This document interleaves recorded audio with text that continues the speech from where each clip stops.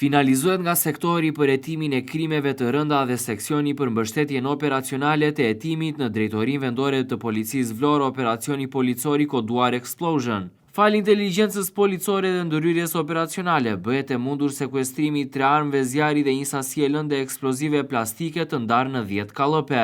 Vihet në pranë nga një 57 vjeçari, i cili posedonte dhe mbante të fshehura armët dhe eksplozivin. Dyshohet për llogari të grupeve kriminale.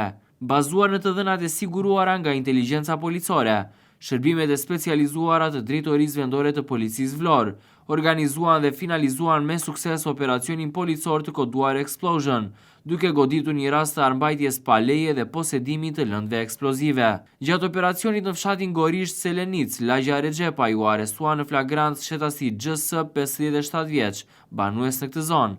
Gjatë kontrollit të ushtruar pranë banesës së tij u gjetën dhe u sekuestruan në cilësinë e provës materiale 3 armë zjarri të fshehura në një çantë, një sasi lëndë eksplozive plastike ndarë në 10 kallëpe gati për përdorim. Nga hetimet rezulton se këto armë dhe lëndë eksplozive plastike dyshohen se mbaheshin të fshehura nga 57 vjeçari për llogari të grupeve kriminale me qëllim përdorimi në aktivitete të palishme. Në drejtimin e prokurorisë vijojnë hetimet për të identifikuar personat e tjerë të përfshirë në këtë veprimtari kriminale. Materialet procedurale i kaluan prokurorisë për veprime të mëtejshme.